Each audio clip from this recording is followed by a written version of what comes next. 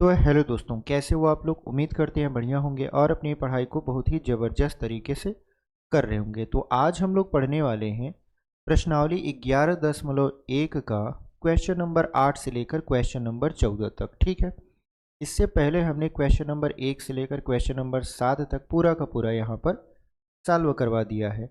और आज जो हम लोग पढ़ेंगे वो बाकी बचे हुए आपके प्रश्न रहेंगे। तो चलिए वीडियो को शुरू करते हैं।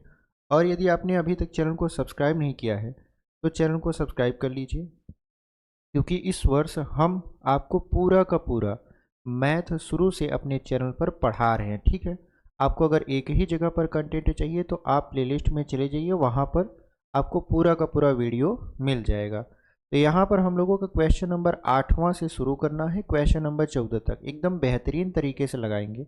जैसा कि आपको पता भी है कि जो बोर्ड है उसने आपकी एग्ज़ाम डेट शीट को रिलीज कर दिया है। ठीक है, 18 फरवरी से आपका एग्ज़ाम है और हम लोग अभी पढ़ रहे हैं 11 पाठ, 12, 13, 14 तीन पाठ अभी बचे हैं, जिसको हम लोग जल्द से जल्द कंप्लीट करेंगे। उसके बाद आपका शुरू होगा प्रैक्टिस सेट अनसॉल्व पेपर आपका। बहुत ही बेहतरीन तरीके से हम अपने चैनल पर पूरा का पूरा लगवाएंगे। और जैसा कि मैथ में हमने आपको बताया कि आपको 100 आउट ऑफ 100 लेकर आना है, तो आप आराम से लेकर आ सकते हो, कोई इसमें दिक्कत नहीं है। और कहीं पर भी अगर कोई भी परेशानी आपको होती है तो आप बेहिचक कमेंट कर सकते हो। तो चलिए आज यहाँ पर क्वेश्चन को शुरू करते हैं। क्वेश्चन नंबर 8वां, यहाँ पर देखिए क्वेश्चन नंबर 7 तक तो हमने आपको बता दिया था। अब क्वेश्चन नंबर हम लोग 8वां पढ़ेंगे। क्वेश्चन नंबर 8वां क्या कर रहा है, 15 मीटर भुजा वाले एक वर्गाकार घास के एक मैदान के एक कोने पर लगे खूंटे से एक घोड़े को 5 मीटर लंबी रस्सी से बांध दिया गया है। ठीक है, 5 मीटर लंबी रस्सी से क्या किया गया है, बांधा गया है। आकृति को देखिए, देखिए आपके पास आकृति अगर किताब होगी तो आप किताब से देख लीजिएगा। हालांकि हम यहाँ पर आकृति बनाकर भी आपको समझा देंगे कि कैसे है। ठीक है, ज्ञात कीजिए। पहला क्वेश्चन जो आपसे पूछा है वो कह रहा है मैदान के उस भाग का क्षेत्रफल जहां घोड़ा घास चर सकता है। तो देखिए ये वर्गाकार मैदान है, तो यहाँ पर हम लोग क्या करेंगे, एक वर्ग बनाएंगे इस तरीके से। ठीक है, एक वर्ग बनाएंगे जिसकी प्रत्येक भुजा है 15, यहाँ पर मीटर होगा, हाँ 15 मीटर है, जिसकी प्रत्येक भुजा कितना है 15 मीटर। चारों भुजा 15-15 मीटर के होंगे। क्यों 15-15 मीटर के होंगे, क्योंकि यहाँ पर अगर हम देखें तो वर्गाकार घास का मैदान है और वर्ग की चारों भुजाएं आपस में बराबर होती हैं। ठीक है, जिसकी वजह से इसकी चारों भुजाएं 15-15 मीटर की होंगी। अब पहला जो क्वेश्चन है वो ये कह रहा है कि यहाँ पर जो घोड़ा है वो 5 मीटर लंबी रस्सी से बंधा है। तो मान लेते हैं घोड़ा इस कोने पर है। ठीक है, यहाँ पर इसका नाम दे देते हैं ए, बी, सी और D. A B C D हमने यहाँ पर नाम दे दिया। ठीक है, अब मान लेते हैं कि खूंटा ए पर ऐसे गड़ा है और घोड़ा जो है ये 5 मीटर लंबी रस्सी से बंधा है। ठीक है, तो घोड़ा 5 मीटर जब लंबी रस्सी से बंधा है तो ये क्या करेगा, यहाँ से लेकर यहाँ तक ऐसे, ये जो एरिया आप देख रहे हो यहाँ से लेकर यहाँ तक का, इसके अंदर का जितना भी घास रहेगा उसको घोड़ा आराम से चर सकता है। इसके बाहर का एरिया नहीं चर सकता। क्यों, क्योंकि लंबी रस्सी इतनी बड़ी नहीं है, यानी जो आपका रस्सी है वो केवल 5 मीटर ही है। तो 5 मीटर के इर्द गिर्द जितना भी क्षेत्र पाएगा उसमें जो भी घास रहेगा उसको आराम से वो चर लेगा। तो हमसे पहला क्वेश्चन यही पूछ रहा है, यहाँ पर मैदान के उस भाग का क्षेत्रफल जहाँ घोड़ा घास चर सकता है। तो मैदान का वह भाग जहाँ घोड़ा घास चर सकता है, तो ये यही वाला इलाका है, यानी ये वाला एरिया जो कि घोड़ा आराम से चर सकता है। अब आप देखो यहाँ पर ये त्रिज्यखंड जैसा बनता हुआ नहीं नजर आ रहा है, ये बिल्कुल आपका त्रिज्यखंड ही बन रहा है। क्यों, क्योंकि देखिए यहाँ पर ये वाला इलाका ऐसे मिला देंगे तो ऐसा लग रहा है कि ये वृत्त का एक पार्ट है। ठीक है, तो यहाँ पर ये बन रहा है आपका त्रिज्यखंड, जिसमें अगर त्रिज्या का बात करें तो त्रिज्या यहाँ पर हो जाएगा 5 मीटर। यानी ये आर बराबर कितना हो जाएगा 5 मीटर। और बात करें थीटा का तो देखिए ये वर्ग है और वर्ग का प्रत्येक कोण 90 अंश का होता है। मतलब यहाँ पर थीटा बराबर कितना हो जाएगा 90 अंश। ठीक है, अब हमको इसका क्षेत्रफल निकालना है। तो यहाँ पे लिखेंगे मैदान के उस भाग का क्षेत्रफल, उस भाग का क्षेत्रफल जहाँ घोड़ा, ठीक है, जहाँ घोड़ा घास चर सकता है, जहाँ घोड़ा घास चर सकता है, ठीक है, वो क्या होगा, वो होगा पाई आर स्क्वायर थीटा बटा 360। क्योंकि ये त्रिज्यखंड है और त्रिज्यखंड का जो क्षेत्रफल होता है उसको हमने कल की वीडियो में समझाया था आपको कि पाई आर स्क्वायर थीटा बटा 360 रखिएगा। अब यहाँ पर अगर हम क्षेत्रफल यानी हमारा एरिया है तो पाई आर स्क्वायर थीटा बटा 360, इसी फार्मूले से हम लोग इसको हल करेंगे। तो अगर आप ध्यान से देखो तो a बराबर पाई का मान रखने के लिए इसमें नहीं दिया है, पाई का मान हम लोग 22/7 रखेंगे। तो 22/7 गुणित आर का मान कितना है, आर का मान है 5, यानी जो रस्सी है वो 5 मीटर लंबी है तो 5 का 2 बार आपस में गुणा करवा दीजिए। उसके बाद थीटा का मान है 90 अंश बटा 360। ठीक है, ये हमारा क्या है मान है जिसको हमने रख दिया। अब इसी को हल करना है। देखिए 9 एकम 9 और 9 चौक 36, उसके बाद 2 से काटेंगे 2 11 हम 22 हो जाएगा और फिर 2 दूना 4। तो बचा क्या हम लोगों के पास, हम लोगों के पास बचा यहाँ पर देखिए 11 बचा और यहाँ पर 5 बचे, 25 कर देते हैं और 2 सत्ते कर देते हैं 14।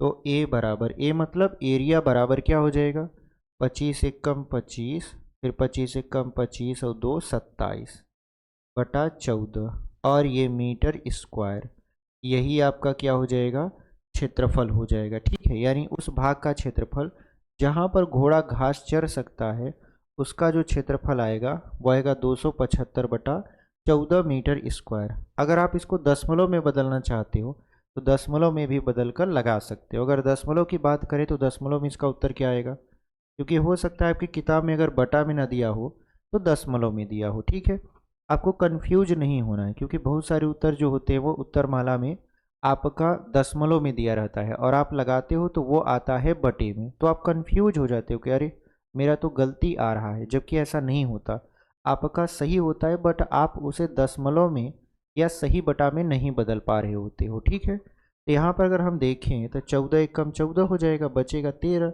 13 के साथ अगर हम 5 जोड़ दें तो हो जाएगा 135, अब 14 नवैया होता है 126, तो कितना बचेगा 15 में से 6 जाएगा बचेगा 9। ठीक है, दशमलव लगा देंगे तो वो हो जाएगा 90। आप जानते हो 13 5 65, 13 6 78, 13 7 91, तो 13 6 78 हो जाएगा।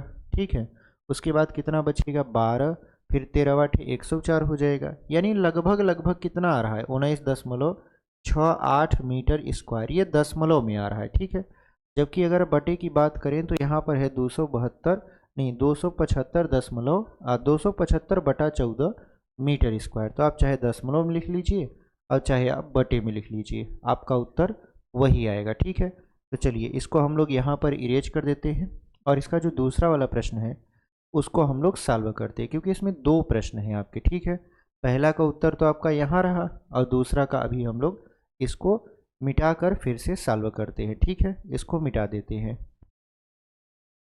चलिए इसका दूसरा वाला क्वेश्चन देख लेते हैं।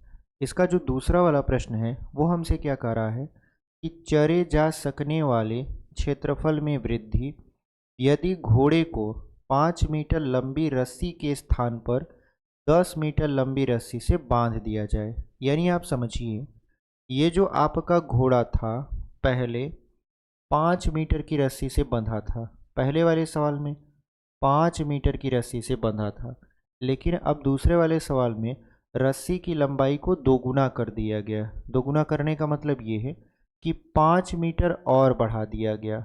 जब ये 5 मीटर और बढ़ा दिया गया तो जाहिर सी बात है घोड़ा अब ज़्यादा एरिया को चर सकेगा। तो यहाँ पर हमसे पूछ रहा है कि बताइए घोड़ा जो है चरे जा सकने वाले क्षेत्रफल में क्या वृद्धि होगी अगर जो घोड़ा है वो 5 मीटर रस्सी की बजाय 10 मीटर लंबी रस्सी से बांध दिया जाए। तो जाहिर सी बात है यहाँ पर अब यहाँ पर जो त्रिज्या होगा वो हो जाएगा कितना 10 मीटर, क्योंकि जो रस्सी है, रस्सी की लंबाई को हम लोग मानते हैं यहाँ पर त्रिज्य खंड की त्रिज्या। ठीक है, यहाँ से यहाँ तक ये 10 मीटर है। अगर आप लिखना चाहो तो लिख भी सकते हो ऐसे 10 मीटर यहाँ से लेकर यहाँ तक। ये अब नया रस्सी है जो कि पहले वाले रस्सी का 2 गुना है, यानी पहले 5 मीटर रस्सी से बांधा गया था, अब 10 मीटर लंबी रस्सी से ये बांधा गया है। ठीक है, यानी आर की वैल्यू 10 मीटर है, थीटा वही रहेगा 90 अंश। अब हमको क्या निकालना है यहाँ पर इसका क्षेत्रफल। ठीक है, तो हम लोग निकालेंगे मैदान का क्षेत्रफल। अब ये पूरे मैदान का क्षेत्रफल नहीं है, ये उस भाग का क्षेत्रफल है जहाँ पर अब घोड़ा घास चर सकता है। तो फार्मूला आपको पता ही है, पाई आर स्क्वायर थीटा बटा 360। इसका मतलब अगर हम इसको एरिया से दर्शाएं तो पाई का मान देखिए इसमें रखने के लिए दिया है 3.14, यहाँ पर रख दीजिए 3.14, फिर गुणे आर, आर का मान देखिए 10 है, ये हो जाएगा 10 गुणे 10। फिर यहाँ पर क्या हो जाएगा थीटा, थीटा का मान 90 है तो 90 रख दीजिए, बटे में हो जाएगा 360, तो 9 एक कम 9 और 9 चौक 36, यानी ए बराबर क्या हो जाएगा 3.14 गुणते 10 दहा में 100, फिर गुणे 1/4। ठीक है, अब अगर हम ध्यान से देखें ये जो 100 है, 100 का 3.14 में गुणा करा दें तो दशमलव हट जाएगा और ये हो जाएगा 314 और बटे में हो जाएगा 4। ठीक है, अब अगर हम इसको उसमें बदल दें, दशमलव में बदल दें, ये मीटर स्क्वायर में आएगा। अगर हम दशमलव में बदल दें तो 4 सते 28 हो जाएगा, बचेगा 3, 3 और 4 34 हो जाएगा, फिर 4 8 32, 78 हो गया। फिर बचा कितना, अब सोचिए कि 34 में से 32 घट गया, बचा 2, तो दशमलव लगा के 0 बढ़ा दीजिए, तो 4 पंचे 20 मीटर स्क्वायर, यानी जो आपका नया क्षेत्रफल आया है जिसमें घोड़ा घास चर रहा है वो है 78.5 मीटर स्क्वायर। लेकिन हमसे ये नहीं पूछा है कि किसमें घोड़ा घास चर रहा है, ये नहीं पूछा है, हमसे ये पूछा है चरे जा सकने वाले क्षेत्रफल में वृद्धि। इसका मतलब ये है कि पहले घोड़ा यहाँ तक चरता था, अब यहाँ तक चर रहा है कि नहीं है। देखिए पहले घोड़ा यहाँ तक चरता था, उसके बाद अब यहाँ तक आ चुका है।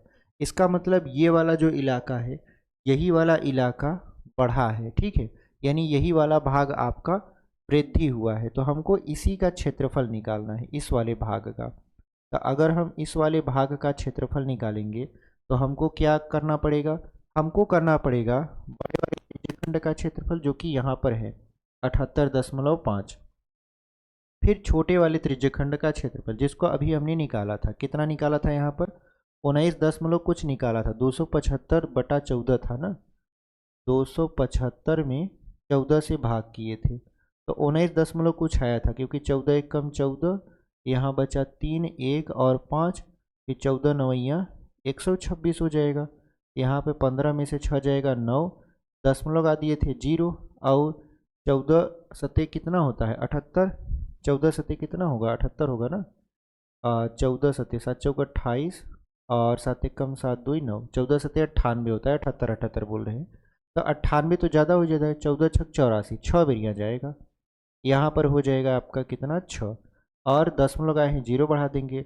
14 पचे 70 होता है तो 4 बार ले जाएंगे, 14 चौका 56। ठीक है, तो कितना आया आपका 19.64, ये पुराना वाले का क्षेत्रफल था जिसको हमने यहाँ पर पहले लिखा था। ठीक है, अब हमको क्या करना है, लिखना है क्षेत्रफल में वृद्धि, यहाँ लिखेंगे चरे जा सकने वाले मैदान के क्षेत्रफल में वृद्धि, क्षेत्रफल में वृद्धि, ये क्षेत्रफल में वृद्धि कितना होगा? यहाँ पर क्षेत्रफल में जो वृद्धि होगा आपका,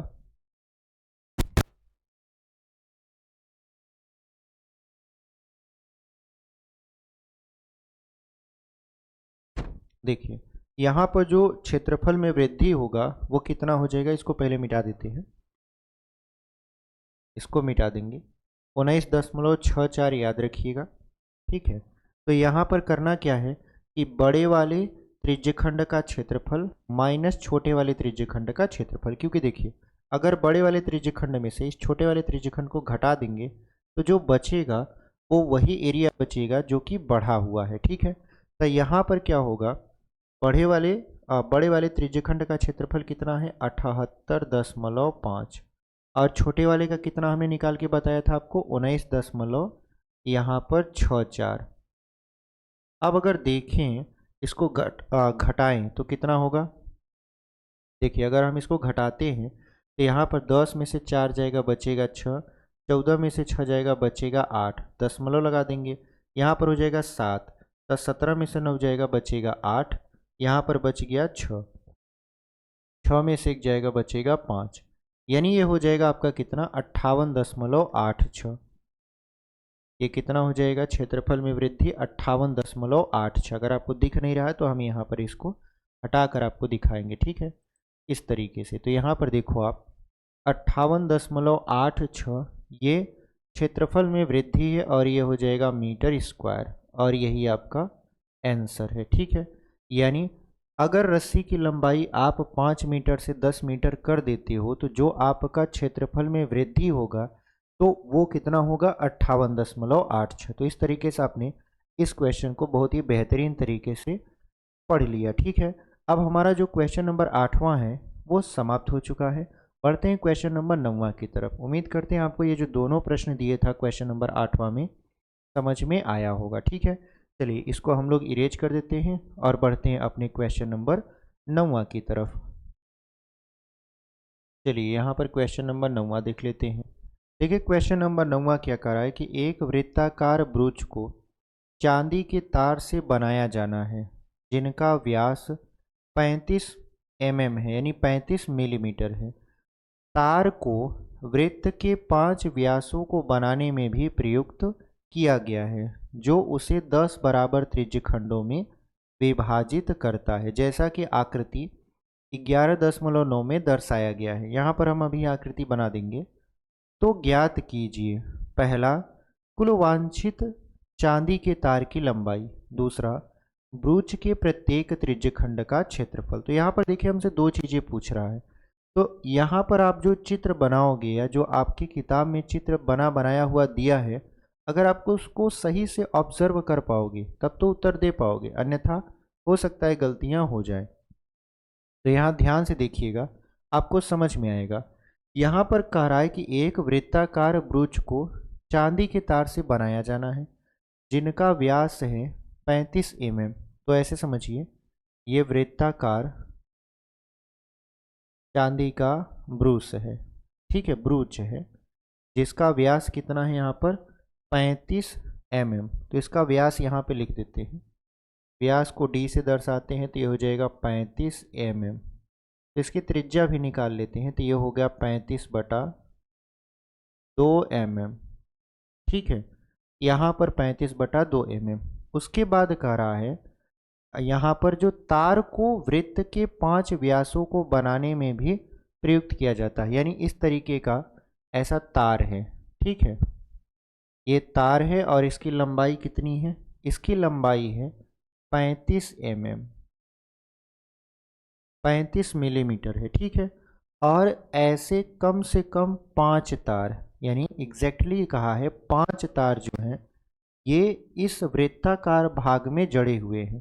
तो अब देखिए, एक तो यहाँ पर है 2, फिर यहाँ पर 3, फिर यहाँ पर 4 और एक यहाँ पर कर देंगे 5। ठीक है, अगर हम इनको काउंट करें, देखिए 1 2 3 4 और ये 5 तार हैं। ठीक है, जो क्या करेंगे कुल मिला जुला कर 10 खाना बनाएंगे, तो 6 7 8, 9 और 10, ये 10 खाने बनाएंगे। यानी ये जो 5 तार हैं ये मिलकर कुल कितने खाने बना रहे हैं? 10। एक खाना यहाँ पर 1, 2, 3, 4, 5, 6, 7, 8, 9 और 10 खाने बनाएंगे। ठीक है। यहाँ पर पहला कह रहा है क्वेश्चन कि कुल वांछित चांदी के तार की लंबाई। तो देखिए यहाँ पर चांदी के तार की लंबाई की बात करें तो एक तार है 35 mm का, जो कि इसके व्यास को बनाने में यूज किया गया है। तो ऐसे कितने तार हैं? ऐसे हैं आपके यहाँ पर 5 तार। तो एक तार की लंबाई 35 mm है, तो 5 तार की लंबाई कितना होगा? तो 5 गुणित 35 कर दीजिएगा।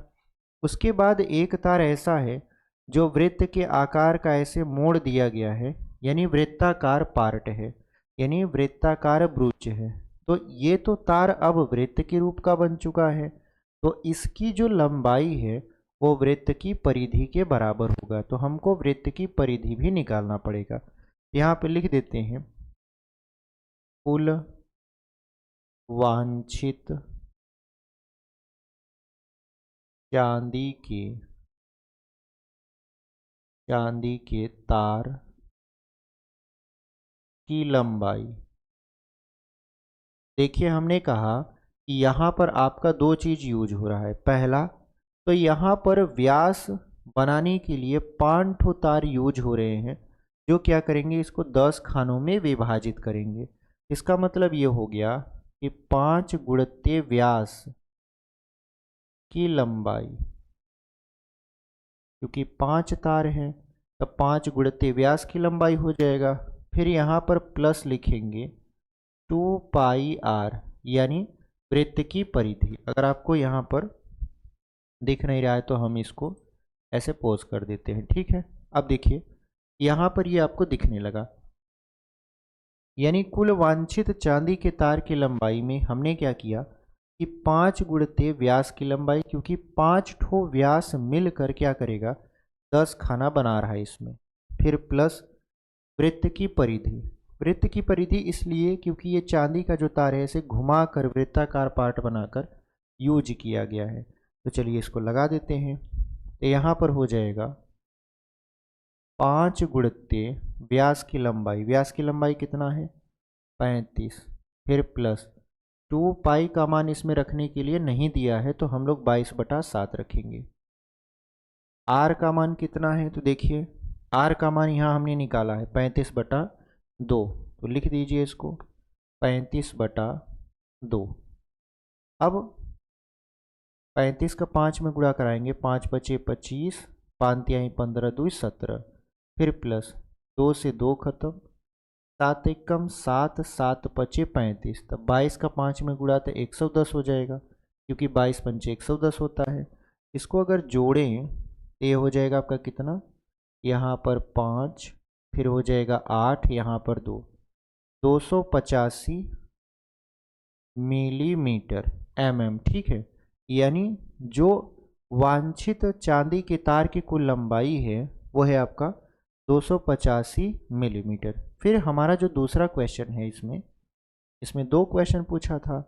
तो जो हमारा दूसरा प्रश्न है वो कह रहा है कि ब्रूच के प्रत्येक त्रिज्यखंड का क्षेत्रफल। तो आप समझिए कि इस तरीके से जो 10 खाने बना रहे हैं वो क्या है, एक तरीके का 10 ठो त्रिज्यखंड है, जिसमें से हमको कह रहा है कि प्रत्येक त्रिज्यखंड का क्षेत्रफल बताइए। अब ये जो व्यास हैं ये क्या कर रहे हैं, इनको बराबर बराबर खानों में विभाजित कर दे रहे हैं। जैसे देखिए एक खाना 2, 3, 4, 5, 6, 7, 8, 9 और 10, यानी ये जो 5 ठो व्यास है वो क्या कर रहा है, आपस में एक दूसरे को क्रॉस करके 10 ठो यहाँ पर खाली स्थान बना रहा है, या यूं कहें कि 10 ठो त्रिज्यखंड बना रहा है। तो आप समझिए कि आप एक खाने से 10 खाने तक जाओगे, यानी 10 खाने तक जाओगे तो आप पूरे वृत्त का चक्कर लगा लोगे, और पूरे वृत्त का चक्कर लगाने पर कितने अंश का कोण बनता है, 360 अंश का। तो एक खाने का क्षेत्रफल, अगर हम एक खाने का चक्कर लगाएं तो कितना आपका कोण बनेगा, तो 360/10। तो यहाँ पर एक जीरो से एक जीरो, यानी एक खाने में कितने अंश का कोण बन रहा है, 36 अंश का। ठीक है। अगर हम बात करें त्रिज्या का, तो त्रिज्या वही होगा, व्यास इसका 35, तो ये त्रिज्या हो जाएगा 35/2 मिलीमीटर। ठीक है।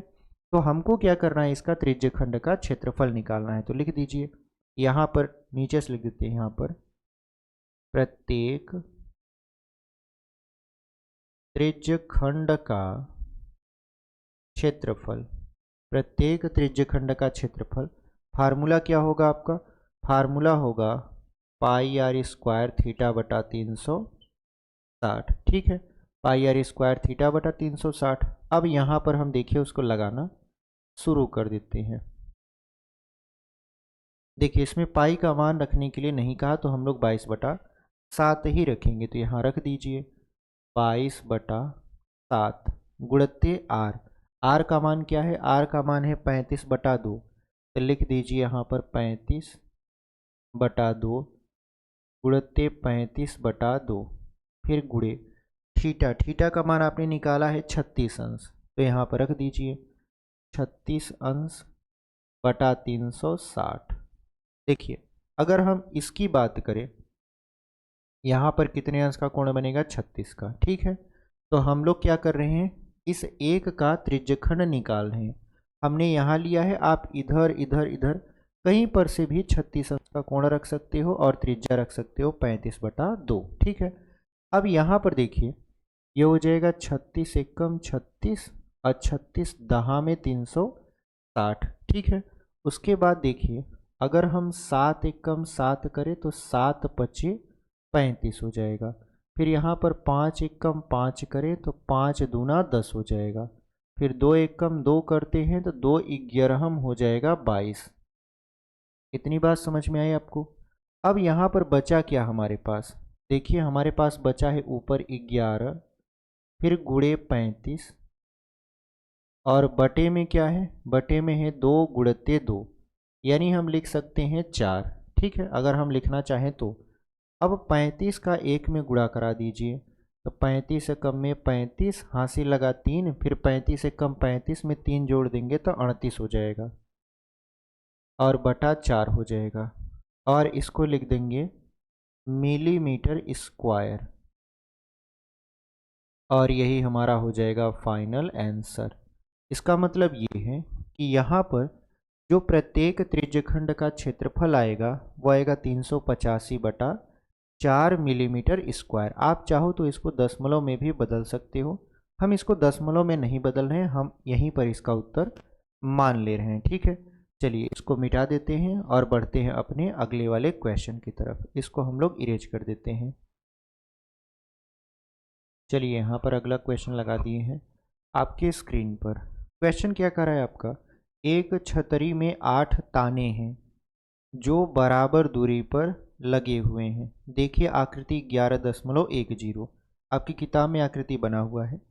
यहाँ पर जो ज़रूरत पड़ेगी उसका हम लोग यहाँ पर चित्र बना देंगे। ठीक है, करे कि छतरी को 45 सेंटीमीटर त्रिज्या वाला एक सपाट वृत्त मानते हुए इसकी 2 क्रमागत तानों के बीच का क्षेत्रफल ज्ञात कीजिए। ठीक है, यहाँ पर ऐसे समझो कि एक तरीके का छतरी है, छतरी वृत्ताकार ऐसे होता है, इसको अगर वृत्ताकार सपाट मान लिया जाए तो यहाँ पर करा इसमें 8 ताने हैं। 8 ताने से मतलब क्या है, यहाँ पर कुल 4 ठो व्यास होगा, 1 2 3 और 4 ठो व्यास होगा, तभी इसमें 8 ठो ताने हैं। ताने का मतलब ये होता है कि इसके केंद्र से और इसकी त्रिज्या, केंद्र से त्रिज्या, केंद्र से त्रिज्या, तो ऐसे गिनेंगे तो देखिए 1 2 3 4 5 6 7 और 8 ठो, 8 ठो हमारे पास ताने हैं।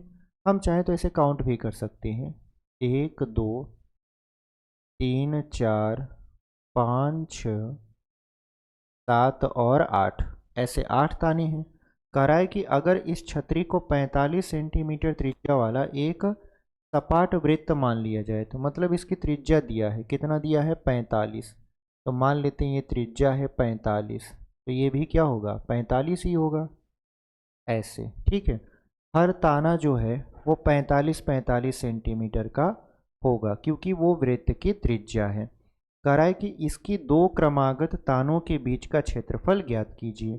तो 2 क्रमागत जैसे पहला है और दूसरा है, तो इसके बीच का क्षेत्रफल क्या होगा, देखिए इस तरीके का बनेगा ऐसे।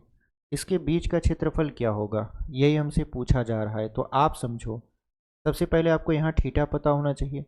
ये त्रिज्या तो पता है, 45 का इधर है तो 45 का इधर भी है, ये आपका केंद्र है, ठीक है। तो अब हमको क्या करना है कि इसमें पता करना है कि थीटा का मान क्या होगा।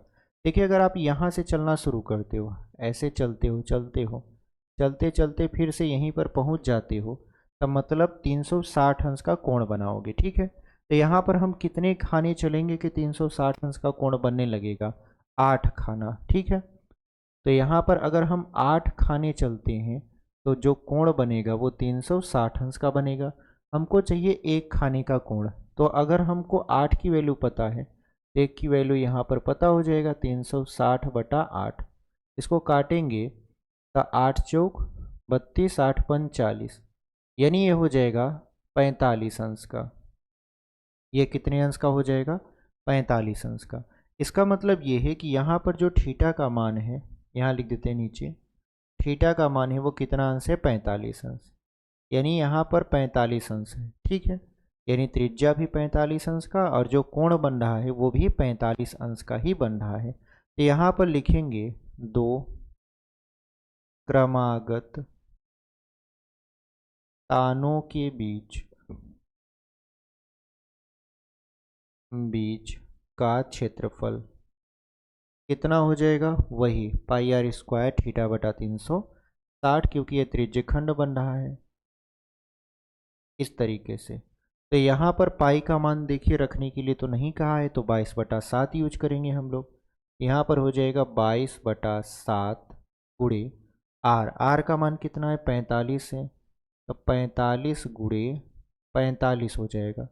फिर गुणे थीटा का मान भी 45 है और बटा हो जाएगा 360, ठीक है। तो यहाँ पर इसको हल करना है। हल कैसे करेंगे, 45 को काटेंगे तो ये हो जाएगा 9×5 = 45 और 9 चौक 36, या डायरेक्ट हम काट देते हैं, 45×8 360 हो जाएगा, ठीक है। तो इसको अगर हम काटें डायरेक्टली तो यहाँ पर क्या होगा, यहाँ पर इसको मिटा देते हैं, यहाँ पर लिखेंगे 45/360, तो 45 से कम 45, 45×8 हो जाएगा 360, 1/8 बार में ये कट जाएगा, ठीक है।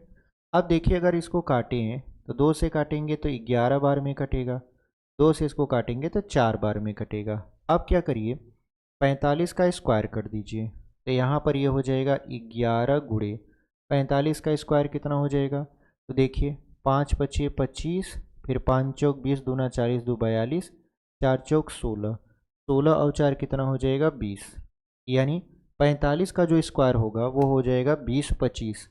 अब यहाँ पर 7 और 4 का गुणा करवा दीजिए, तो 7 चौक हो जाएगा 28, ठीक है।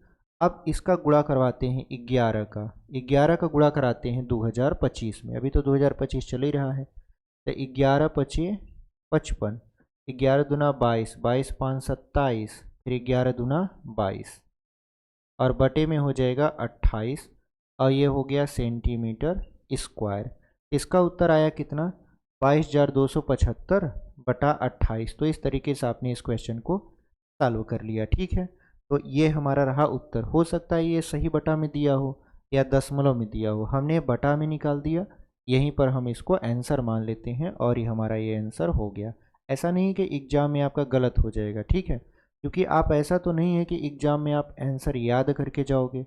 हो सकता है कि कोई बच्चा ये वाला आंसर लिख दे, कोई बच्चा इसको दशमलव में बदल दे, कोई बच्चा इसको सही बटा में बदल दे। तो जो एग्जामिनर है वो चेक करेगा स्टेप आपका सही है या नहीं है। अगर स्टेप वाइज आप सही लगाते हुए आ रहे हो तो इसका मतलब ये है कि वो ये मान कर चलेगा कि हमारा जो उत्तर है वो सही आएगा, और वो आपकी कॉपी को आराम से चेक करेगा और नंबर भी दे देगा। तो आपको टेंशन लेने की ज़रूरत नहीं है, ठीक है।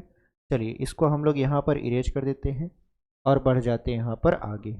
इसको हम लोग मिटा देते हैं, ठीक है। क्वेश्चन नंबर 11वां आपके स्क्रीन पर लगा दें। चलिए, क्वेश्चन नंबर 11वां देख लेते हैं। कह रहा है कि किसी कार के 2 वाइपर हैं, परस्पर कभी आच्छादित नहीं होते। तो आप देखे होंगे, कार हो, ट्रक हो या आपका ऑटो हो, उसके शीशे को, सामने वाले शीशे को साफ़ करने के लिए इस तरीके का मशीन लगा होता है जो पूरी तरीके से ऐसे ऐसे चलता रहता है। जब बारिश होती है तो वहाँ पर इसको इस तरीके से वाइपर चला दिया जाता है और सामने का जो रास्ता होता है वो दिखने लगता है। नहीं तो पानी की बूंदें क्या करती हैं, थोड़ा सा धुंधलापन ला देती हैं। तो कार हो गया, आपका ऑटो हो गया और आपका ट्रक हो गया, इन सभी में वाइपर लगे होते हैं। ठीक है, तो वो जो वाइपर होते हैं, जैसे कार में दो दो ठो वाइपर लगे होते हैं और वो दोनों वाइपर कभी में आपस में से टच नहीं होते। ऐसा नहीं कि ये दोनों आके आपस में से टच हो गए, नहीं, दोनों साथ साथ चलते हैं ऐसे। ठीक है, इस तरीके से वो क्या करते हैं, यहाँ पर शीशे को साफ करते हैं। तो वही कह रहा है कि कार के दो वाइपर हैं और परस्पर कभी आच्छादित नहीं होते। आच्छादित का मतलब ये होता है कभी एक दूसरे को टच नहीं करते। ठीक है, प्रत्येक वाइपर की पत्ती की लंबाई 25 सेंटीमीटर है और 115 अंश के कोण तक घूम कर सफाई कर सकता है। पत्तियों की प्रत्येक बुहार के साथ जितना क्षेत्रफल साफ हो जाता है वह ज्ञात कीजिए। तो आप ऐसे समझिए कि मान लेते हैं कि यहाँ पर ऐसे वाइपर लगा है, ये वाइपर है आपका। ठीक है, अब ये वाइपर लगा है तो ये वाइपर ऐसे लगा है। अब ये क्या करेगा, ऐसे साफ करेगा, ऐसे ऐसे चलते हुए साफ करेगा। इसका मतलब ये है कि यहाँ से यहाँ चला जाता है, तो यहाँ से चलकर यहाँ जब जाता है, इसका मतलब ये है कि वो 115 अंश के कोण तक घूम जाता है। कितने अंश के कोण तक, 115 अंश के कोण तक। और इस वाइपर की जो लंबाई है वो है 25 सेंटीमीटर, ये है 25 सेंटीमीटर। ठीक है, और इसी तरीके का एक और वाइपर है, दो वाइपर हैं, दोनों साथ में काम करते हैं। ठीक है, तो इसका मतलब ये है कि ये हमारा एक त्रिज्यखंड बना रहा है जिसमें ये जो 25 है ये त्रिज्यखंड की त्रिज्या है और जो ये 115 अंश है ये आपका थीटा है। इसका मतलब ये है कि r बराबर हमको मिल गया 25 सेंटीमीटर, थीटा का मान है 115 अंश। हमको क्या निकालना है, हमको निकालना है इसका क्षेत्रफल, यानी पत्तियों की प्रत्येक बुहार के साथ जितना क्षेत्रफल साफ हो जाता है वह ज्ञात कीजिए। तो हमको निकालना है बेसिकली त्रिज्यखंड का क्षेत्रफल। यहाँ पे लिख देते हैं त्रिज्यखंड का क्षेत्रफल। तो त्रिज्यखंड का क्षेत्रफल बराबर फार्मूला आप जानते हो, पाई आर स्क्वायर थीटा बटा 360। इसको लगभग हर एक सवाल में हम लोग लिखते आ रहे हैं, तो अब हम ये उम्मीद भी करेंगे कि आप इसको याद कर लिए होंगे या बोलते बोलते आपको याद हो चुका होगा। ठीक है, तो यहाँ पर देखिए पाई का मान यहाँ पर यूज करने के लिए नहीं दिया है तो हम लोग 22/7 रखेंगे। उसके बाद आर की वैल्यू है 25, तो 25 दो बार लिखिए। उसके बाद थीटा, थीटा का मान है 115 बटे हो जाएगा 360। ठीक है, ये तो आपका एक का आया क्षेत्रफल। अगर हम इसी में दो का गुणा करा दें तो दोनों वाइपर द्वारा जितना क्षेत्रफल साफ किया जाता है उसका एरिया यानी उसका क्षेत्रफल हमको मिल जाएगा। यानी जितना एरिया साफ करेंगे दोनों वाइपर मिलकर उसका क्षेत्रफल हमको मिल जाएगा। ठीक है, तो यहाँ पर हमने क्या किया कि एक त्रिज्यखंड का क्षेत्रफल निकाला, उसमें दो से गुणा करवा दिया, क्योंकि सेम टू सेम ऐसा ही एक और वाइपर है जो कि क्या करता है, शीशे को साफ करता है। तो यहाँ पर इसको हल करते हैं। देखिए अगर इसको काटेंगे तो किससे काट दें, 5 से काटते हैं। 5 दूना 10, फिर 5 तिहाई 15, और यहाँ पर 5 से काटते हैं, 5 सते 35, फिर 5 दूना 10 हो जाएगा, 72 हो जाएगा। फिर यहाँ पर देखिए 2 से 72 को काटेंगे आ जाएगा 36, 2 से 72 को काटेंगे 36 हो जाएगा। अब बचा क्या हमारे पास बचा यहाँ पर 22, 2 से काटेंगे तो 11 हो जाएगा, और 36 को अगर हम लोग 2 से काट दें तो हो जाएगा 18। इसका मतलब ये है ऊपर बचा 11/7 गुणित्ते 25 गुणित्ते 25, फिर यहाँ पर 23, फिर बटे में 18, यही हमारे पास बचा हुआ है। इसको सॉल्व करते हैं तो देखिए सबसे पहले हम लोग गुणा कराएंगे 25 का 23 में, ये हो जाएगा 11/7 गुणित्ते 25, फिर गुणित्ते 25 तिहाई 75, हासिल लगा 7, फिर 25 दूना 50 और 7 57, और यहाँ पर बटे में हम लोग लिख देंगे 18। अब देखिए 25 का फिर से 575 में हम लोग गुणा करवाते हैं, तो 25 पंचे हो जाएगा 125, हासिल 12, 25 सत्ते 175, 175 में 12 जोड़ देंगे, ये हो जाएगा 187। ठीक है, हासिल लगेगा 7, मतलब यहाँ 7 लिख देंगे, हासिल हो जाएगा यहाँ पर आपका 18। ठीक है, फिर 25 पंचे 125, 125 में अगर हम लोग 18 को जोड़ते हैं तो यहाँ पर ये हो जाएगा 143। तो कुल मिला जुलाकर आपका 25 का 575 में गुणा कराएं तो 14,375 आया। अभी 11 से गुणा कराना बाकी है, बटे में 18 सत्ते हो जाएगा 126। अब क्या करना है, अब यहाँ पर इसको आगे हल करना है। ये वाला जो आपका है ये हम हासिल लगा कर लिखे हैं, आप इसको मत लिखिएगा। ठीक है, ये आपका केवल और केवल हम हासिल जोड़ने के लिए बगल में लिख दिए हैं, ऐसे समझिए रफ कार्य है। ठीक है, अब 11 पचे हो जाएगा 55, 11 से 77, 77 और 5 हो जाएगा 82, फिर 11 तियाँ 33, 33 और 8 कितना हो जाएगा 41, 33 और 8, क्योंकि देखिए 11 पचे 55, हासिल लगा 5, 11 से 77, 77 और 5 हो जाएगा 82, हासिल लगा 8, फिर 11 तियाँ 33, 33 में आप 8 जोड़ोगे तो 41 हो जाएगा, हासिल लगेगा 4, फिर 11 चौक 44, 44 और 4 कितना हो जाएगा यहाँ पर 48, हासिल लगेगा 4, फिर 11 एकम 11 और 4 15, बटे में हो जाएगा 126 सेंटीमीटर स्क्वायर। यानी इसका मतलब ये है, ये आ गया आपका, देखिए इकाई दहाई सैकड़ा हज़ार दस हज़ार लाख, 1,58,125 बटा 126 सेंटीमीटर स्क्वायर, और यही आपका फाइनल उत्तर है। ठीक है, यानी दोनों जो वाइपर हैं वो इतना क्षेत्रफल को साफ कर देंगे एक बार में। ठीक है, तो यही हमारा हो गया आंसर, इसको लिख देते हैं और बढ़ जाते हैं अपने अगले क्वेश्चन की तरफ। इसको हम लोग मिटा देंगे, उम्मीद करेंगे कि आपको बहुत ही बेहतरीन तरीके से समझ में आया है। ठीक है, इसको इरेज कर देते हैं। चलिए क्वेश्चन नंबर अगला देख लेते हैं, 12वां क्वेश्चन क्या कर रहा है, ये यहाँ पर हो सकता है आपका इस बार पूछ ले, क्योंकि ऐसे क्वेश्चन बोर्ड पेपर में पूछता है। ठीक है, इसको आप इम्पॉर्टेंट वाली श्रेणी में डाल सकते हो सकता है ये पूछ ले। लिखा है, जहाज़ों को समुद्र में जल स्तर के नीचे स्थित चट्टानों को चेतावनी देने के लिए एक लाइट हाउस 80 अंश कोण वाले एक त्रिज्यखंड में 16.5 किलोमीटर की दूरी तक लाल रंग का प्रकाश फैलाता है, यानी 16.5 किलोमीटर दूरी तक लाल रंग का प्रकाश फैलाता है।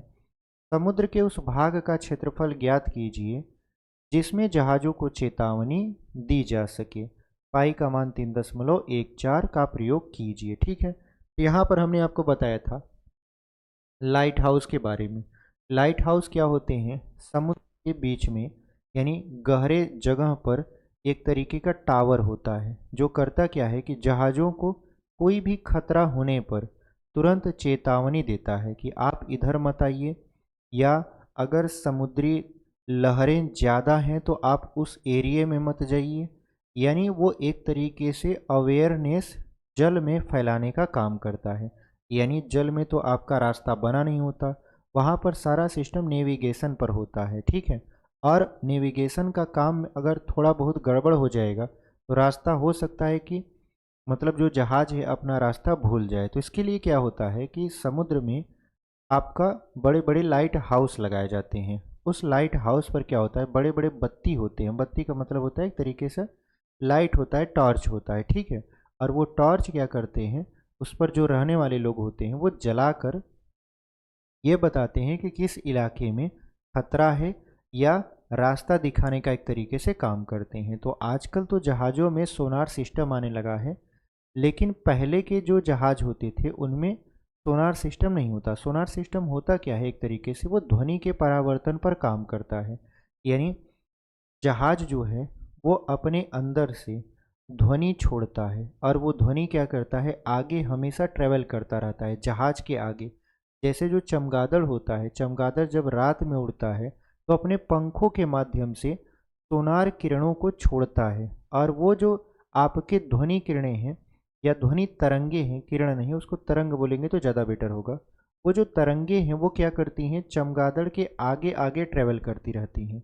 अगर कुछ भी खतरा होता है या कुछ भी रुकावट होती है तो वो तरंगे क्या करती हैं, जाकर उस रुकावट से पहले टकरा जाती हैं। चमगादड़ से नहीं टकराया, उससे पहले वो तरंगे टकरा गई और वो वापस मुड़कर जब आती हैं तो चमगादड़ उसको रिसीव करता है। इससे उसको पता चल जाता है कि सामने अवरोध है और वो अपना रास्ता चेंज कर लेता है। सेम टू सेम यही टेक्नोलॉजी आपके पानी वाले जहाज में लगी होती है।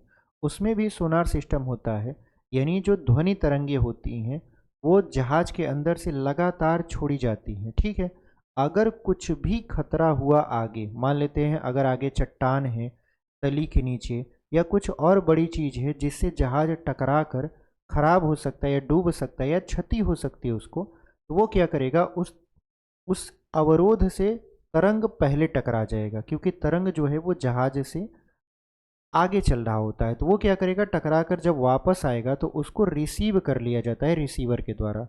फिर जो बैठे रहते हैं इंजीनियर जहाज के अंदर, जो जहाज को ऑपरेट कर रहे होते हैं, उनको पता चल जाता है कि आगे कुछ न कुछ खतरा है और वो अपने रास्ते को नेविगेशन के हिसाब से मोड़ लेते हैं। तो कहानी वही है यहाँ पर कि समुद्र है और समुद्र में है लाइट हाउस। ऐसे समझिए कि मान लेते हैं लाइट हाउस है। ठीक है, अब इस लाइट हाउस से यहाँ नीचे क्या है आपका, ऐसे समुद्र है और मान लेते हैं जहाज चल रही है, ऐसे मान लेते हैं ये जहाज है। ठीक है, और इस समुद्र के नीचे ऐसे मान लेते हैं बड़ी बड़ी चट्टानें हैं, नुकीली चट्टानें हैं, जिनसे अगर जहाज आगे जाएगा तो टकरा जाएगा। उसका जो पेंदी है वो क्या करेगा, उस जहाज से, यानी जहाज का जो पेंदी है वो उस पहाड़ से टकरा जाएगा।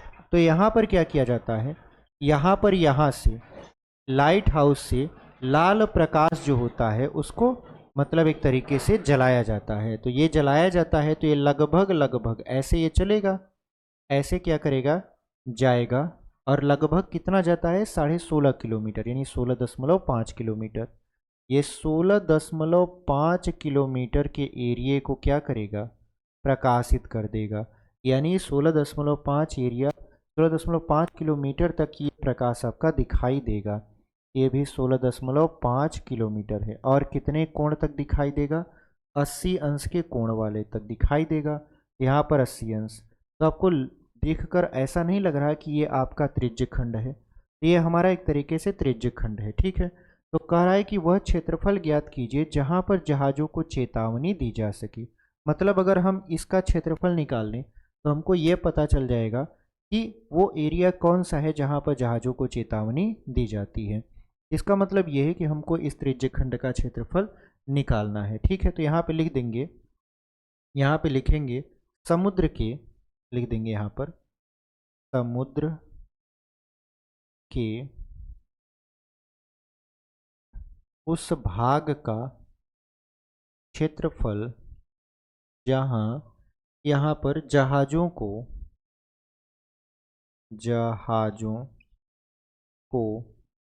चेतावनी दी जा सकती है या दी जा सकती है। ठीक है, अब ये उस भाग का क्षेत्रफल जहाँ पर जहाज़ों को चेतावनी दी जा सकती है, क्या होगा फार्मूला, वही पाई आर स्क्वायर थीटा बटा 360। ठीक है, इसी फार्मूले पर हम लोग क्या करेंगे, इसको बैठाएंगे। यहाँ पर देखिए पाई का मान आपको 3.14 रखना है, तो चलिए रख देते हैं। यहाँ पर पाई का मान 3.14 गुणित आर, आर का मान है 16.5 गुणे 16.5, फिर यहाँ पर थीटा, थीटा का मान है 80 और यहाँ पर ये हो जाएगा 360। ठीक है, अगर हम देखें तो इसको आप 4 से काट सकते हो, एक जीरो से एक जीरो ऐसे काट दीजिए, फिर 4 दूना 8 और 4 नवाई 36। ठीक है, अब यहाँ पर अगर आप देखो तो क्या ये आपका 3 से कटेगा, तो 3 से कट जाएगा। कैसे, देखिए 3 पचे 15, फिर 10.3 5 15, फिर यहाँ पर ये हो जाएगा 3 त्रिका 9। अब फिर से काटिए इसको, फिर 3 से काटेंगे तो 3 एक कम 3 और यहाँ हो जाएगा 3 पचे 15 और 3 पचे 15, यानी हमारे पास क्या बचा है, अभी हमारे पास इधर बचा है 3.14 गुणित 5.5, फिर गुणित 5.5, फिर गुणित यहाँ पर 2। बटे में कुछ बचा है? नहीं, बटे में हमारे पास कुछ भी नहीं बचा। अब देखिए 55 का 2 में गुणा करवा दीजिए, 110 हो जाएगा। 3.14 गुणे 5.5 गुणे, ये हो जाएगा 5.5 का गुणा कराएंगे 110। एक अंक पर दशमलव लगेगा, यहाँ पर दशमलव लगा देंगे तो ये खत्म हो जाएगा, यानी कुल मिला जुला कर 11 बचेगा। ठीक है, अब क्या करिए आप कि 314 का 55 में गुणा करवा दीजिए। तो यहाँ पर 314 का हम लोग 55 में गुणा करवा देते हैं, तो ये हो जाएगा 14×5 = 70 और 5×3 = 15। तो 14×5 = 5×3 = 15, ये हो जाएगा आपका कितना, 1727। ठीक है, 2 अंक पर दशमलव लगा दीजिए, क्योंकि यहाँ पर 2 अंक इधर 1 अंक इधर, यानी 3 अंक पर दशमलव, तो कुल मिला जुला कर ये हो जाएगा 17.27। ठीक है, कितना हो जाएगा आपका 17.27। और यहाँ पर 11 है ही, यहाँ पर हमने क्या किया, देखिए 14×5 = 70 कर दिया, यानी 5 चौक 20, 5 एकम 5 2 7, 5 तिहाई 15। सेम टू सेम यहाँ पर नीचे भी लिख दिए और जोड़ दिए। ठीक है, अब 11 का 7 में गुणा कराएंगे 77 हो जाएगा। फिर 11 दूना 22, जब 11 दूना 22 हो जाएगा तो 22 और 7 होता है 29, हासिल लगेगा 2। फिर 11 7 77, 77 और 2 कितना हो जाएगा, 78 69 हो जाएगा। 77 78 79 हो जाएगा, 69 करें। ठीक है, हासिल लगेगा 7। फिर 11 एकम 11, 11 और 7 कितना हो जाएगा, 18 और 2 अंक पे दशमलव, यानी 189.27। और अगर ये किलोमीटर में है तो किलोमीटर स्क्वायर हो जाएगा, और यही हमारा उत्तर है। ठीक है, देखिए 77 78 69 में लोग कंफ्यूज हो जाते हैं कि कौन सा बड़ा है। ठीक है, हम भी यहीं पर कंफ्यूज हो गए थे, हमको लिखना चाहिए 79, हम लिख रहे हैं 69। ठीक है, तो हमारा जो उत्तर आया वो फाइनली कौन सा आया, 189.97, लगभग लगभग 190 किलोमीटर। ठीक है, 190 किलोमीटर हमारा सही उत्तर हो जाएगा। हो सकता है आपकी किताब में 189.97 दिया हो, क्योंकि 11 से 77 हो गया, हासिल लगा 7, 11 दूना 22, 22 और 7 29, हासिल लगा 2, 11 से 77 78, उसके बाद 79 79, यहाँ 9 हो गया, हासिल लगा 7, फिर 11 कम 11 और 7 18 हो गया। तो आराम से हम इस क्वेश्चन को कर लिए हैं, कोई भी दिक्कत आपको यहाँ पर नहीं आएगी। ठीक है, उम्मीद करते हैं आपको ये सवाल समझ में आया होगा। देखिए ऐसे सवालों में क्या होता है कि सवाल में थोड़ा बहुत दम नहीं होता, लेकिन कैलकुलेशन में दम होता है। आप देखो ना, यहाँ पर हमने कैलकुलेशन को किस तरीके से ईजी वे में किया है। अगर हम आपको कह दें करने के लिए, तो हो सकता है आप इसका गुणा कराओ, फिर जो आए फिर इसका गुणा कराओ, फिर जो आए फिर इसका गुणा कराओ। ऐसे करने में आपका समय जो होता है वो आपका ज़्यादा लॉस होता है। जबकि अगर आप थोड़ा दिमाग लगाकर गुणा कराओगे तो आप ऐसी संख्या को चुनो जिसका पहाड़ा आपको आता है। जैसे हमने क्या किया, 5.5 का 2 में गुणा करवा दिया था, 11 मिल गया। अब हमको 11 का पहाड़ा आता है, अगर हम चाहते तो इसका इसमें गुणा करवा देते, लेकिन ये ज़्यादा कैलकुलेटिव हो जाता। तो सबसे पहले हमने इसका गुणा करवाया, यहाँ पर हमको ये मिल गया। अब हमको 11 का पहाड़ा आता है तो हमने 11 का इसमें गुणा करवा दिया, आंसर आ गया। ठीक है, तो इस तरीके से हमारे ये क्वेश्चन समाप्त हो चुका है। चलिए क्वेश्चन नंबर अगला आपके स्क्रीन पर यहाँ पर लगा देते हैं, फिर बढ़ेंगे आगे। चलिए क्वेश्चन नंबर अगला हम देखते लेते हैं, 13वां क्वेश्चन आपकी स्क्रीन पर यहाँ पर लग चुका है।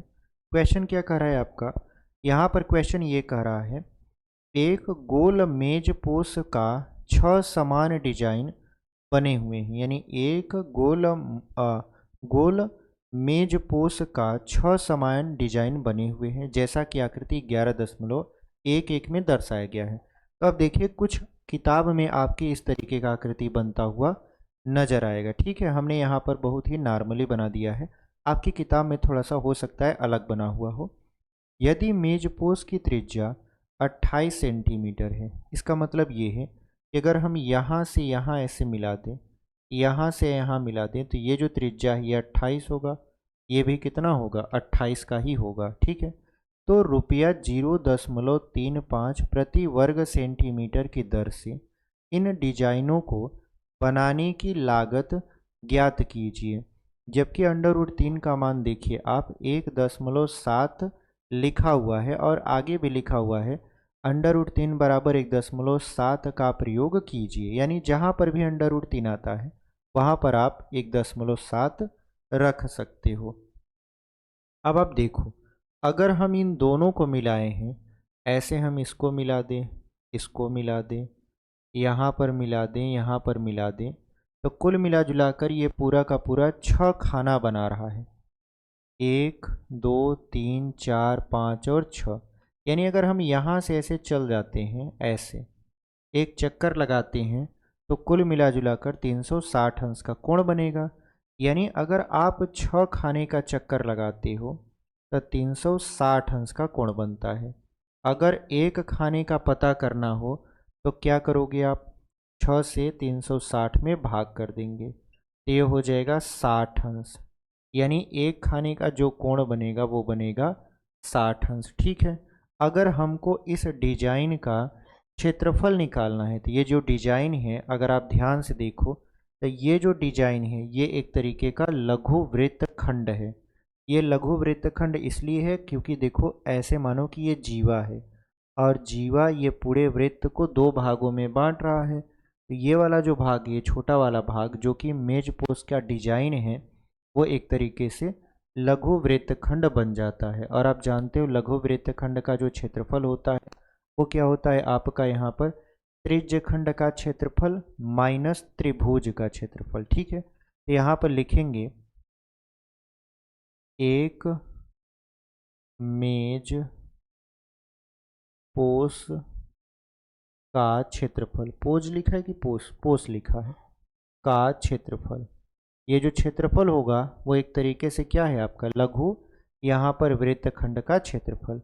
तो इसके लिए फार्मूला क्या होगा, त्रिज्यखंड का क्षेत्रफल जो कि पाई आर स्क्वायर थीटा बटा 360 होता है, माइनस त्रिभुज का क्षेत्रफल। अगर आप देखो तो यहाँ पर कितने अंश का कोण बन रहा है, 60 का। 60 का सभी जगह बनेगा, तो किसी एक का हमको यहाँ पर एरिया लेना है, त्रिभुज का भी और त्रिज्यखंड का भी। जैसे अगर हम इसका काउंट करें तो इसके त्रिज्यखंड का क्षेत्रफल लेंगे तो त्रिज्या 28 रखेंगे, और ये वाला त्रिभुज लेंगे, ये वाला त्रिभुज, ये वाला। तो यहाँ पर हमने आपको बताया था कि अगर आपको ऐसा त्रिभुज देखने को मिले जिसमें उसकी दो भुजा बराबर है और एक कोण 60 अंश का है, तो आप समझ जाइए कि वो एक तरीके से समबाहु त्रिभुज है।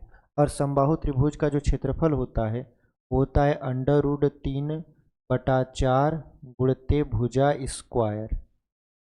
ठीक है, ये हमारा फार्मूला होता है, तो हमने लगा दिया। अब यहाँ पर पाई का मान देखिए, ये नहीं बोला है कि आप पाई का मान 3.14 यूज कीजिए, वो ये बोला है कि आप अंडर रूट 3 का मान 1.7 रखिए। तो यहाँ पर पाई का मान कितना हो जाएगा, 22/7 गुणित आर का मान कितना हो जाएगा, तो देखिए आर का मान है 28। आर का मान कितना दिया है, 28 सेंटीमीटर। तो हम यहाँ पर भी लिख देंगे, यहाँ पर भी लिख देंगे 28 गुणे 28 गुणित थीटा। थीटा का मान है 60 अंश और बटे हो जाएगा 360, माइनस अंडर रूट 3 का मान 1.7, 1.7 ही लिखा है, 3 नहीं लिखा है। ठीक है, जबकि इससे पहले हम लोग 3 भी यूज करते थे। भुजा क्या है, भुजा वही है 28, तो 28 गुणित क्या हो जाएगा, 28 हो जाएगा। ठीक है, अब हमको करना क्या है कि यहाँ पर देखिए 6 एकम 6 और 6 छक्का 36। देखिए दोनों में 28 है, यहाँ पर भी, इसको कामन ले लीजिए। कामन लेंगे तो क्या होगा, 28 गुणित 28 और यहाँ पर बचेगा 22/7 गुणित 1/6 माइनस 1.7/4, यही बचेगा आपका। अब यहाँ पर इसको काटिए 2 से, 11 हो जाएगा, 2 से काटेंगे 3 हो जाएगा। अब 28 और 28 को ऐसे ही रहने दीजिए, हो सकता है ये कट जाए, तो इधर हो गया 11 और ये हो जाएगा 7×3 = 21 माइनस 1.7/4। ठीक है, अब इसको क्या करते हैं हम लोग, हल करते हैं। हल करेंगे तो क्या होगा, 21 और 4 का लस 84 हो जाएगा, क्योंकि 21 चौक 84। यहाँ पर ये 28 गुणे 28। अब अगर इसका लसा 84 आता है तो 21 चौक 84, तो 11 चौक 44 हो जाएगा। -4 से अगर हम 84 में भाग करेंगे तो 21 बार जाएगा, तो यहाँ पर हो जाएगा 17 एकम 17, 17 दूना 34, 34 और 1 हो जाएगा 35। एक अंक पे दशमलव, तो 35.7 हो गया। अब इसको हल करते हैं। देखिए जब आप इसको हल करोगे तो क्या आएगा रिजल्ट। इसको थोड़ा सा हम लोग क्या करते हैं, यहाँ पर आपके सवाल को हटा देते हैं ताकि यहाँ पर देखने में सही लगे। ठीक है, इसको हम लोग यहाँ पर हटा देते हैं। चलिए यहाँ पर क्या करेंगे हम लोग, 44 में से 35.7 को घटाएंगे। इधर है 28 गुणे 28, फिर गुणे। अब देखिए यहाँ पर घटाओगे तो आप बचेगा यहाँ पर 3.4। ठीक है, और यहाँ पर बचेगा 84। अब देखिए यहाँ पर, क्योंकि देखिए यहाँ पर हमने क्या किया, 4.3 किया। ठीक है, अच्छा 44 है ना, तो 44 को घटाओगे यहाँ पर हो जाएगा 7 3 10, 5 4 9 1 10 हो जाएगा, और 3 1 4, 43 ही आएगा ना। घटा के देख लेते हैं। देखिए 44 में से अगर हम लोग 35.7 को देखें, ये 3 हो जाएगा, यहाँ 13 में से 5 जगह कितना हो जाएगा, 8 हो जाएगा। ठीक है, 8 हो जाएगा, और ये बनेगा 8.3, क्योंकि देखिए 7 3 10, 8 5 13 1 14, 3 1 4। तो 44 में से अगर आप 35.7 को घटाते हो तो बचेगा 8 दशमलव यहाँ पर 3। तो जो हम 4.3 लिखे हैं उसको आप लिख दीजिए 8.3। अब क्या करते हैं, इसको सॉल्व करते हैं। देखिए अगर हम 7 से काटेंगे तो 7 चौक 28, फिर 7 एक कम 7, 7 दूनी 14, यानी ये हो जाएगा 12। ठीक है, फिर यहाँ पर इसको काटते हैं, 4 सत्ते 28, फिर 4 तिहाई 12। ठीक है, उसके बाद अब देखिए नहीं कटेगा। जब ये नहीं कटेगा तो 7 का गुणा कर देते हैं 8.3 में, तो 4 गुणे 7 त्रिक 21, 7 8 56, 56 और 2 हो जाएगा 58, और बटे में 3। 4 का 1 में गुणा कर देते हैं, तो 4 एक कम 4, फिर 4 आठे 32, 4 पंचे 20 और 3 23, और बटा में 3, यानी ये आ गया आपका कितना, 232.7 बटा 3। अब यहाँ पर 3 से अगर भाग करेंगे तो आप जानते हो 3 छक 18, 3 सत्ते 21 हो जाएगा। बचेगा कितना, 2 बचेगा, 2 और 2 22, 3 सत्ते 21 हो गया। कितना बचा, 1 दशमलव लगा देंगे, 4 लिख देंगे, तो 3 चौक 12, फिर 3 छक 18, यानी लगभग लगभग ये कितना आ रहा है आपका, 77.46। और अगर ये सेंटीमीटर में है ये हो जाएगा सेंटीमीटर स्क्वायर। ठीक है, अब यहाँ पर ये बात ध्यान दीजिए, ये तो दशमलव में आपने कन्वर्ट कर लिया, लेकिन अगर आपको दशमलव में कन्वर्ट नहीं करना है तो क्या कर सकते हो आप। देखो ये तो निकला है अभी किसका क्षेत्रफल, अभी ये निकला है एक डिजाइन का क्षेत्रफल। ऐसे हमारे पास कितनी डिजाइन है, 6 डिजाइन है, और एक डिजाइन का खर्चा अगर देखें तो 0.35 रुपया आता है। ठीक है, तो अगर हम इसको मिटा दें, अगर हम कुल लागत निकालें, यानी डायरेक्टली लिख देते हैं 6 डिजाइन का लागत, तो ये और कम हो जाएगा कैलकुलेशन। कैसे, देखिए एक डिजाइन का क्षेत्रफल यहाँ पर आया है, तो 6 डिजाइन का कितना होगा, तो यहाँ पर हो जाएगा 232.4 बटा 3 गुणित 6। एक का खर्चा कितना है, एक का खर्चा यहाँ पर 0.35 रुपया, तो 6 का खर्चा कितना हो जाएगा, इसी में 0.35 का गुणा करवा दीजिए। देखिए 3 दूना के 6, और ये हो जाएगा आपका कितना, 232.4 गुणित 35 दूना 70, यानी ये हो जाएगा 0.7। अब क्या करना है यहाँ पर, 7 चौक 28, 7 दूना 14, 2 16, 7 त्रिक 21, 21 एक 22, 7 दूना 14 2 16, 2 अंक पर दशमलव आ जाएगा, यानी ये आ गया कुल मिला जुलाकर 162.68 रुपया। ठीक है।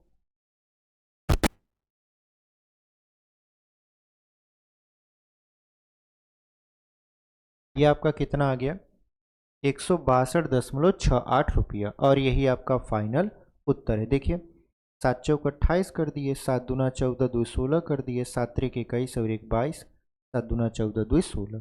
तो हमारा जो फाइनल उत्तर आया इस पूरा 6 मेज पोस्ट की लागत का वो आया 162.68 रुपया। तो इस तरीके से हम इस क्वेश्चन को बहुत ही बेहतरीन तरीके से सॉल्व कर लिए हैं। ठीक है, चलिए क्वेश्चन नंबर 14वां हम आपको बताते हैं और इसको इरेज कर देते हैं।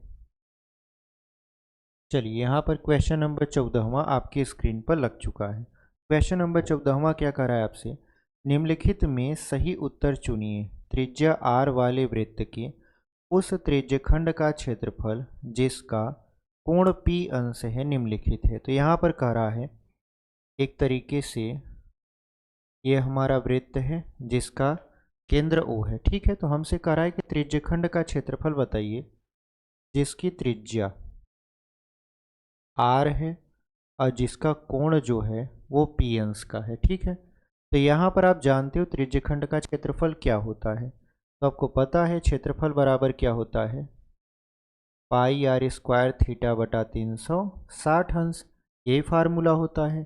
तो पाई की जगह पर तो पाई ही रखेंगे, आर की जगह पर कैपिटल आर स्क्वायर कर दीजिए, थीटा की जगह पर पी अंश और बटा 360।